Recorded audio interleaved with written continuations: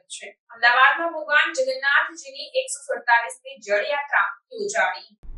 ભગવાન જગન્નાથજીની 147મી જળયાત્રામાં 14 ગજરાજ અને 108 પારંપરિક કળશ સાથે જળયાત્રા યોજવામાં આવી।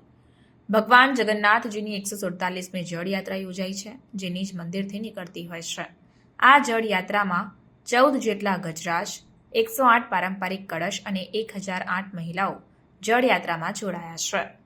અમદાવાદમાં ભગવાન જગન્નાથજીની રથયાત્રાના 15 દિવસ પહેલા જ ભગવાન જગન્નાથજીની જળયાત્રા નીકળતી હોય છે।